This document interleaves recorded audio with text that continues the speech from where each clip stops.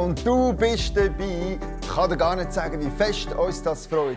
Wir haben heute wieder ein mega cooles Programm mit Gott in der Mitte. Wir starten jetzt dann gerade mit dem Super Mario. Aber wenn ihr noch wisst, später in diesem Video kommt noch Micha gegen Selim. Und ich sage euch, wir haben wieder ein Spiel, das heisst Leimstift Pyramide. Haha! Ihr könnt euch darauf freuen. Was denkt ihr, wer gewinnt echt? Und natürlich lösen wir dann auch auf, wer den Publikumspunkt bekommen hat. Aber jetzt, könnt doch gerade mit mir zusammen den Super Mario willkommen heißen. Jetzt machen wir miteinander den Super Mario. Ich erkläre dir gerade, was es ist. Und zwar müssen wir zusammen den Endgegner besiegen. Aber für das müssen wir verschiedene Hindernisse zuerst noch schaffen. Manchmal gibt es zum Beispiel ein Tunnel, dann müssen wir uns ducken. Oder einen Wassergraben, dann müssen wir ganz hoch kumpen. Manchmal gibt es auch eine Münze, die wir hier oben fangen müssen. Das ist auch mega wichtig. Und am Schluss müssen wir den Endgegner besiegen. Und für das müssen wir dann ein paar Mal boxen. Ich sage dann wie oft. Bist du bereit?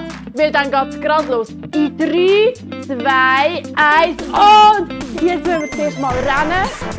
Und die Kurve gibt es natürlich auch. Jetzt kommt schon die erste Linkskurve und nach links. Und jetzt gerade eine Rechtskurve.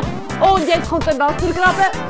Oh, und ich sehe ein Tunnel. Und gerade nochmal ein Tunnel und ein Wassergraben. Und jetzt haben wir eine Rechtskurve und eine Linkskurve. Und wisst ihr, was da vorne sind? 2 Münzen. Und eins und gerade nochmal. Da vorne hat es gerade 3 Tunnel nacheinander. Und nachher 2 Wassergräben. Schaffen wir das? Und Achtung! Und 3 Tunnel. Und 2 Wassergräben.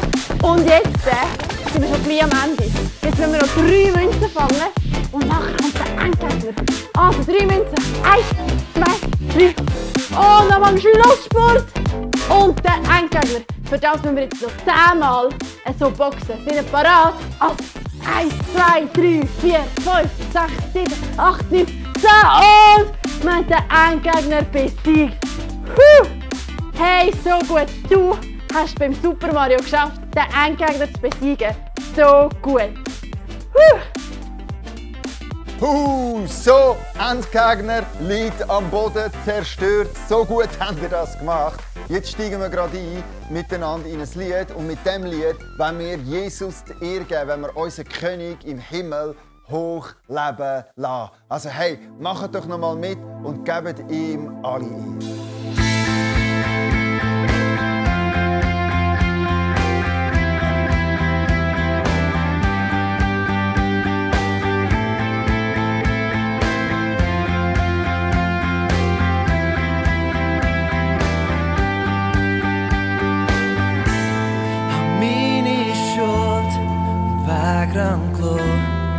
Verlass mich ganz auf deine grosse Gnade. Schau weg von mir und hin zu dir. Mein Blick ruht auf dir. Ich schau auf dich, nur auf dich. Und zieh mich her, näher zu dir.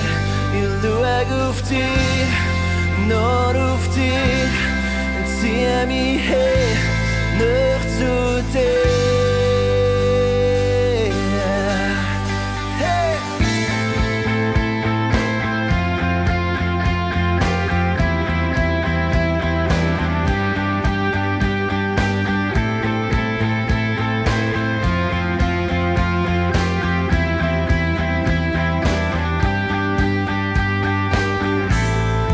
Zeig du mir, was wichtig ist.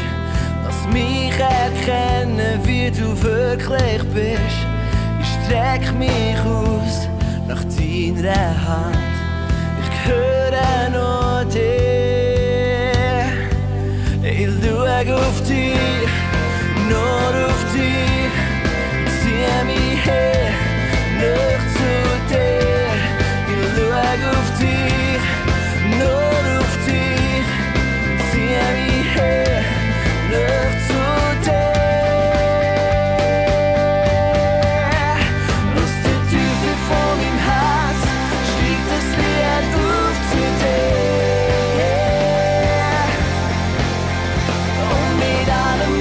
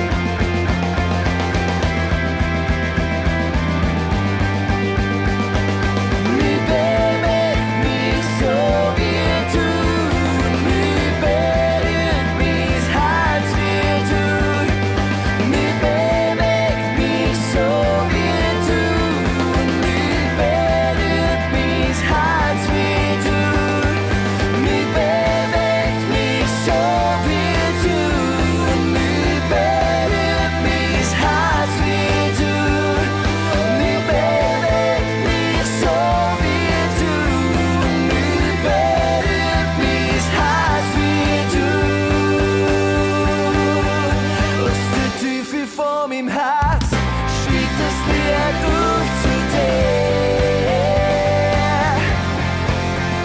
Und mit allem, wo ich bin, lass ich mich auf dich ein.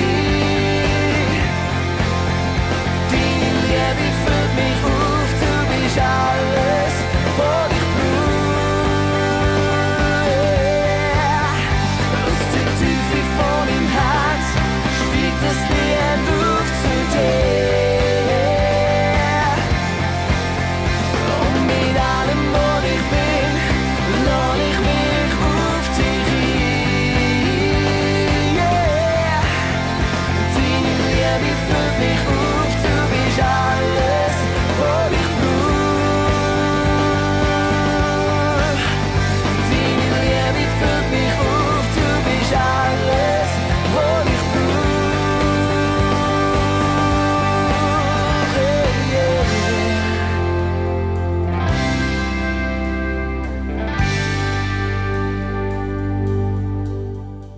Auch heute habe ich wieder eine Frage für euch, wo ihr könnt überlegen könnt, ob ihr es wisst, und sie wird dann im Theater und im Input beantwortet.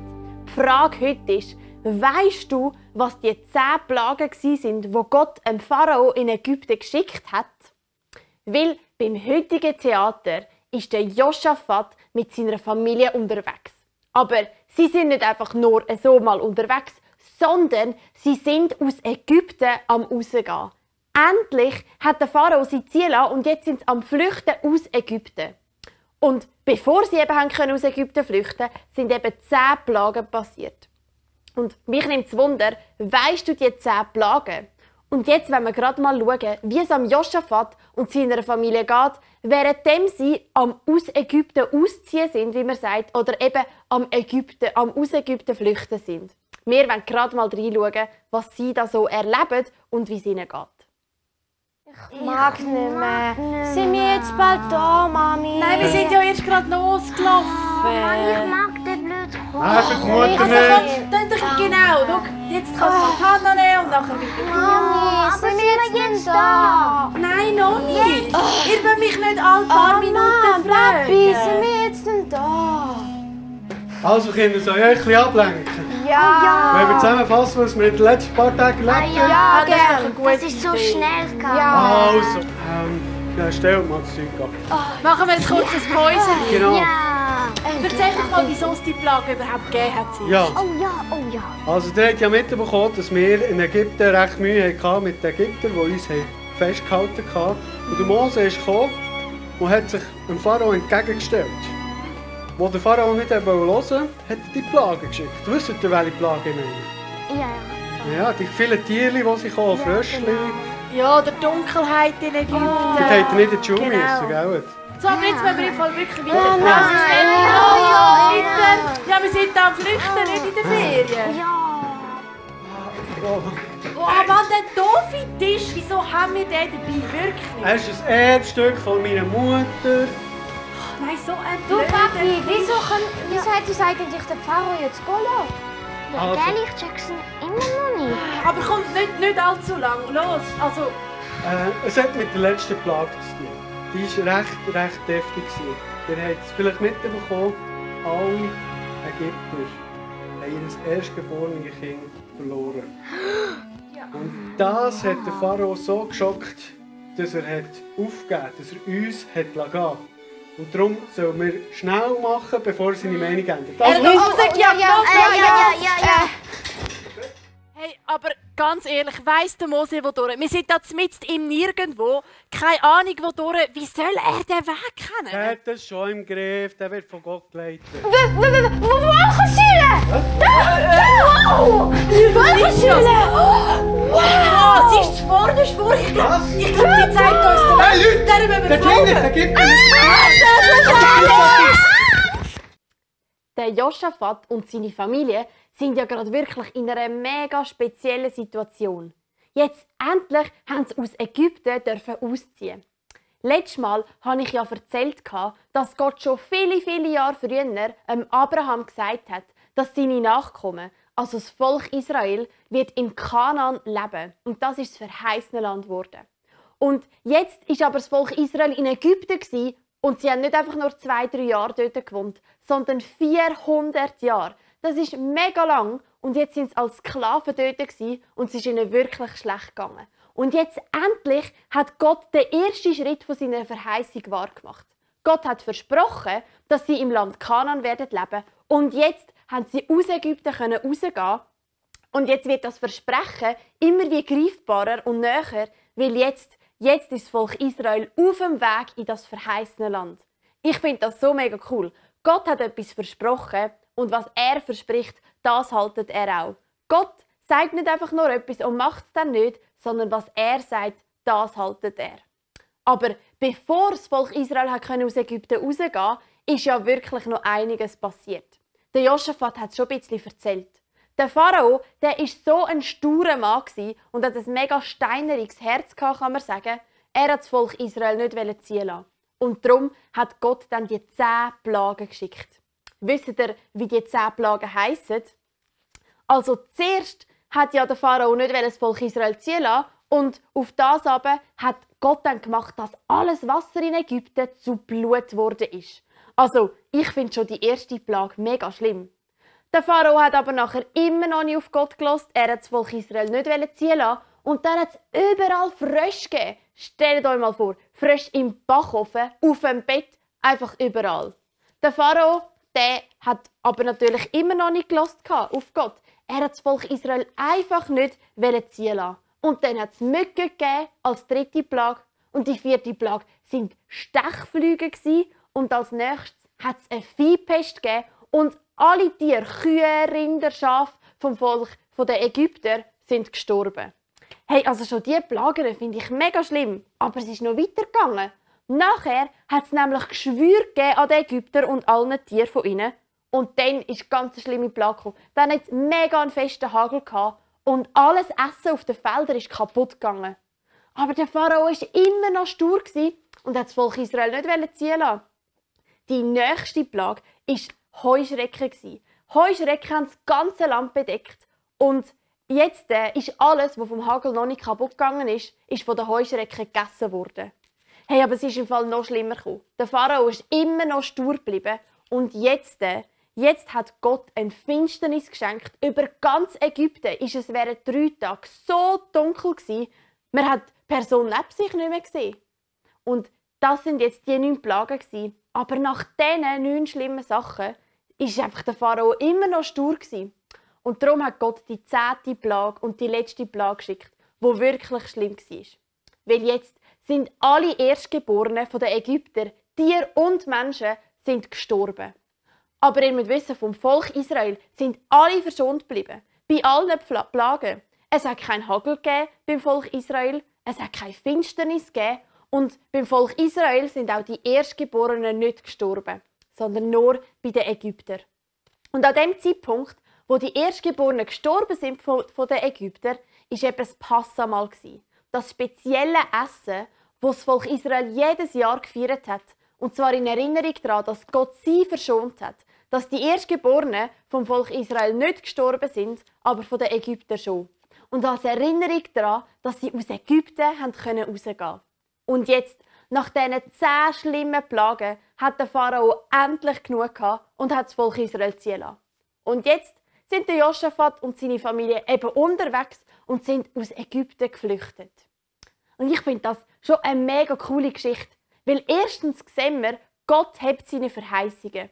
Er hat versprochen, dass das Volk Israel ins Land Kanaan wird kommen. Und jetzt endlich sind sie aus Ägypten rausgegangen. Was Gott sagt, das wird er bestimmt auch halten. Aber noch etwas Zweites sehen wir in dieser Geschichte.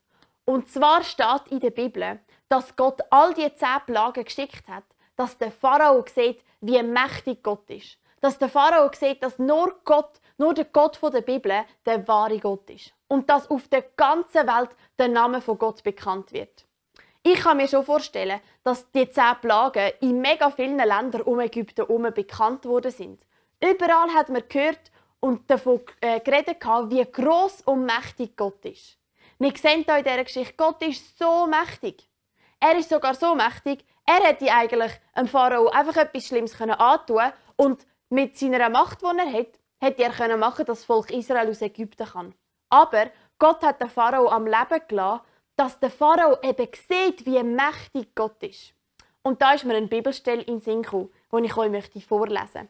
Und zwar steht die in Matthäus 19, Vers 26. Da steht: Jesus sah sie an und sagte: Bei den Menschen ist das unmöglich, aber für Gott ist alles möglich. In der Bibel steht da, für Gott ist alles möglich. Und auch in dieser Geschichte vom Volk Israel sehen wir, Gott ist alles möglich und ihm gehört alle Macht. In der Bibel sehen wir immer wieder, Gott ist allmächtig. Und vielleicht denkst du jetzt, es hat aber so ausgesehen bei diesen 10 Plagen, dass nicht Gott der war, der alle Macht hatte. Weil der Pharao hat ja entschieden, dass das Volk Israel nicht aus Ägypten können. Aber Gott hat immer alles unter Kontrolle gehabt. Er hat alle Macht gehabt, um die Plagen zu schicken und zum Plagen wieder wegzutun. Gott hat alle Macht und ihm ist alles möglich. Darum finde ich die Geschichte so mega cool, weil wir sehen dürfen, Gott hat seine Verheißungen und ihm ist alles möglich. Und darum darfst auch du wissen, egal was in deinem Leben passiert, egal was du wirst erleben, du darfst wissen, Gott hat alle Macht und ihm ist nichts unmöglich. Gott ist wirklich alles möglich. Er hat alles geschaffen. Er hat dich und mich gemacht. Er hat den Pharao gemacht. Gott hat alle Macht. Und kein Mensch ist so mächtig wie Gott. Und das finde ich so genial. Hey, und ich wünsche mir und wünsche dir, dass du es nie vergisst, dass Gott alle Macht hat. Und ich habe ja am Anfang eine Frage gestellt wegen diesen 10 Plagen. Weisst jetzt du noch im Nachhinein, was die 10 Plagen waren? Es sind ja schon ein bisschen viel, die 10, um die sich zu merken. Aber ich gebe dir gerade noch mal ein paar Sekunden Zeit, wo du dir überlegen kannst, was die Plagen sind. Schreib es doch auf, wenn du es noch nicht gemacht hast, um zu schauen, ob du alle Plagen weisst. Ich gebe dir gerade mal 15 Sekunden Zeit, wo du mal noch mal überlegen kannst. Es sind schon ein bisschen viel, aber weisst du es echt noch? Im Theater sind sie ja vorgekommen. Und ich habe sie auch noch mal gesagt. Weisst du die 10 Plagen noch? Kannst du mal überlegen. Und jetzt ist die Zeit auch schon wieder abgelaufen. Hast du die Plagen aufschreiben? Hast du alle gewusst? Wenn nicht, dann ist es gar nicht so schlimm, sondern ich sage sie dir nochmal. Die erste Plage war, dass Gott alles Wasser in Ägypten zu Blut verwandelt hat. Dann hat es Frösche gegeben, die überall im Land waren. Dann als drittes sind die Mucken gekommen, als viertes Stechflüge. Nachher hat es eine Viehpest gegeben, wo alle Tiere gestorben sind. Nachher hat es Geschwür an den Menschen und an den Tieren. Und dann als nächstes ist ein schlimmer Hagel gekommen, der alles kaputt gemacht hat. Dann sind die Heuschrecken gekommen, die alles, was noch nicht kaputt war, aufgefressen haben. Und dann ist es mega dunkel geworden für 3 Tage in Ägypten. Und die 10. Plage war, dass alle Erstgeborenen der Ägypter gestorben sind. Hast du alle 10 Plagen gewusst? Wenn nicht, ist es eben nicht so schlimm. Und wenn schon, hey, gratuliere, so cool, hast du die 10 Plagen gewusst. Hey, auch nächstes Mal wird es wieder so eine Frage geben, wo du während dem Theater und der Geschichte kannst überlegen, ob du es echt weißt. Und jetzt machen wir gerade weiter und wollen zusammen nochmal ein Lied singen für Gott und wollen ihn anbeten. Darum stand doch gerade auf, dass wir zusammen nochmal Gott anbeten können.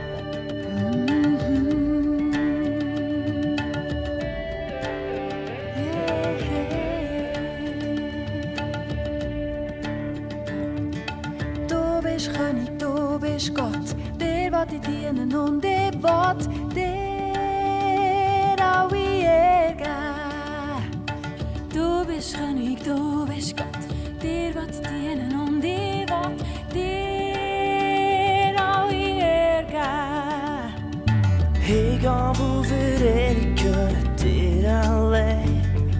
Und wenn wir nicht auf dir rufen stehen.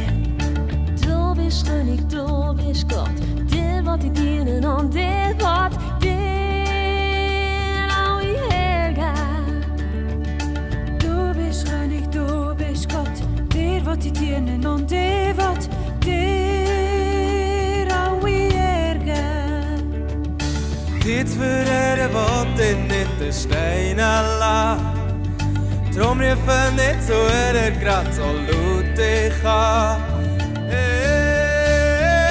Du bist Vater, Schöpfer, Herrscher über das Universum, dir will ich alle Ehre geben. Du bist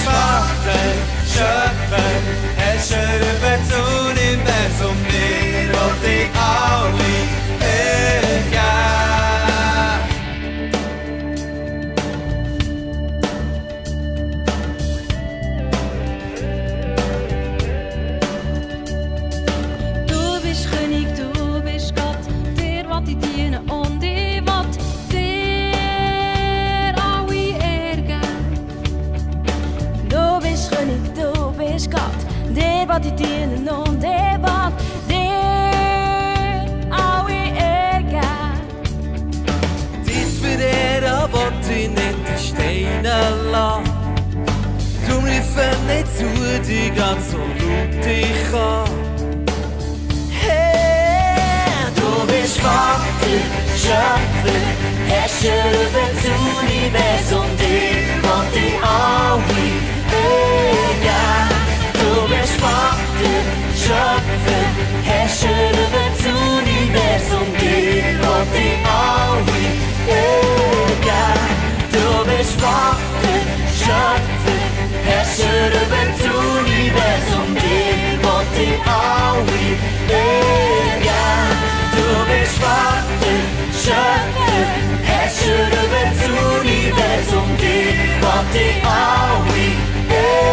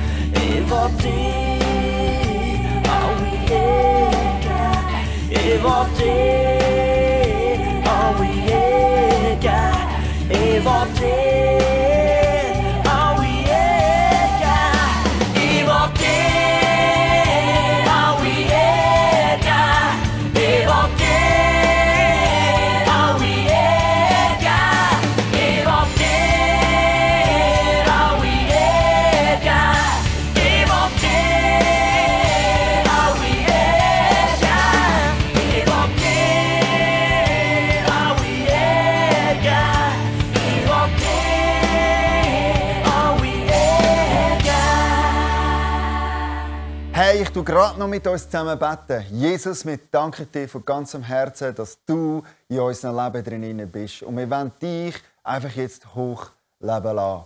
Amen. Wenn ihr einverstanden sind, dann dürft ihr auch gerade mit mir zusammen sagen Amen. Komm, wir sagen es gerade noch mal miteinander.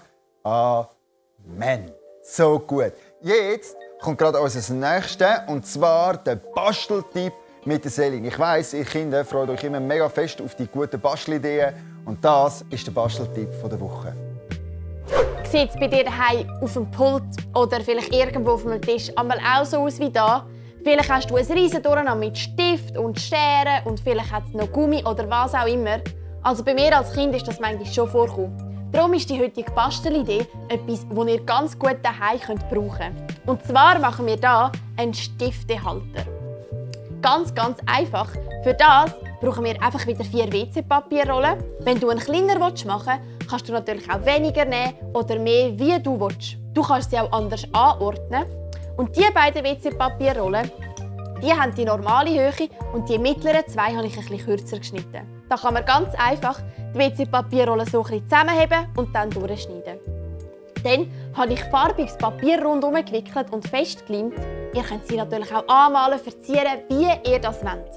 Und dann habe ich die 4 WC-Papierrollen aneinander geklemmt und am Schluss mit Weissleim habe ich sie noch hier auf das Papier draufgeklemmt. Das ist ein dickeres Papier, wie ihr seht. Ihr könnt auch einen Karton nehmen, aber das ist sicher hilfreich, dass es dann auch gut und sicher steht. Ihr könnt sie auch ganz anders anordnen, vielleicht dass 4 näher beieinander sind oder wie ihr das machen wollt. Auf jeden Fall ist es so der Stifthalter dann auch schon fertig und ihr könnt einfach hier verschiedene Stifte rein tun. Eine Schere hat auch noch Platz. Hier im Kleinen habt ihr vielleicht Büroklammern oder ein Gummi. Da könnt ihr auch noch ein paar Stifte rein tun. So, und jetzt ist euer Pult nämlich schon viel aufgeräumter, weil eure Stifte nicht überall rumliegen und zum Basteln macht es auch noch Spass.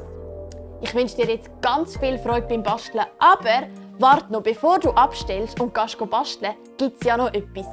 Weisst du noch, von letzter Woche hat es ja ein Spiel gegeben, das Micha gegen mich gespielt hat. Und auch heute gibt es das wieder. Hey, bist du gespannt, wer gewinnt? Jetzt würde ich sagen, schauen wir doch gerade mal rein, was es heute für ein Spiel gibt, wo Micha gegen mich antreten und mal schauen, wer heute wird gewinnen. Und dann wünsche ich dir eine mega gute Woche und ich würde mich freuen, wenn du auch nächste Woche wieder dabei bist im Himmelwärts unten.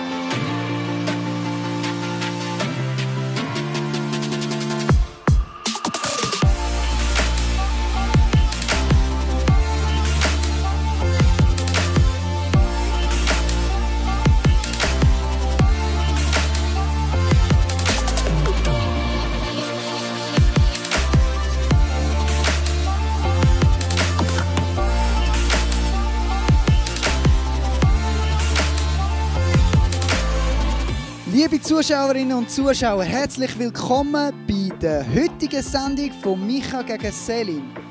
Hey, so cool, wir sind sehr gespannt, wer heute in dieser Challenge gewinnt. Jetzt, das letzte Mal hat es ja einen Publikumspunkt gegeben. Jetzt ist die Frage, die Auswertung, wer der eigentlich gewonnen hat. Ha, es wird ganz spannend und zwar hat das Selin gewonnen. Woo! Das heisst, jetzt im Moment steht 1:1. Hey, wir sind gespannt. Es ist so eine spannende Sache. Hey, und wir wollen gerade mal schauen, wer die heutige Challenge gewinnt. Jetzt gehen wir gerade schauen. Woo! Ja, herzlich willkommen bei unserer heutigen Challenge. Wir haben hier den Micha und natürlich Selin. Unsere Kandidaten sind in den Startlöchern. Sie haben ihre Requisiten schon parat. Und zwar, das heutige Spiel heisst Leimpyramide bauen. Was ist eine Leimpyramide bauen? Es geht darum, jeder hat einen Teller bekommen. Den Teller muss man auf dem Arm balancieren und dann so schnell wie möglich einen Turm aufbauen, ohne dass etwas runterfällt. Sobald das etwas runterfällt, ist verloren. Du bist disqualified. He? Beide haben gleich viel Leimstift.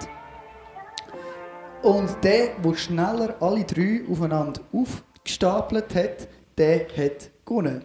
Jetzt wollen wir schauen, wer gewinnt eigentlich das mal? Und der Turm muss noch stehen. Der muss noch stehen am Schluss. Mhm. Okay. Der Turm muss noch stehen am Schluss, genau. Wer gewinnt eigentlich am Schluss, meinst du? Ja, okay. Geschicklichkeit ist vielleicht eher der Selin ihre Stärke, wir werden es sehen. Genau, wir werden es sehen. Also, jetzt gehe ich mal mich verziehen. Und ready, set, go! Man sieht da die Konzentration und Selin. Und ja! Er ist gestanden, come on! Ich würde sagen, klarer Fall. Er ist gestanden. Also, Selin hat ihn zuerst zum Start gebracht. Und er ist nachher leider zusammengefallen. Aber an Micha Sinne ist auch gerade nachdem, dass er gestanden ist, zusammengefallen. Von dem her gebe ich den Punkt der Selin. Schauen wir gerade mal, wie fühlt es sich an, das mal gewonnen zu haben. Es fühlt sich gut an. Ja. Es fühlt sich gut an. Genau, wir werden natürlich schauen, wer den nächsten Punkt gibt. Jetzt steht im Moment 2:1. Hey, wir sind gespannt, was das nächste Mal passiert. Wir verabschieden uns und wünschen euch ein schönes Rest vom Wochenende. Bis zum nächsten Mal. Ciao zusammen. Ciao.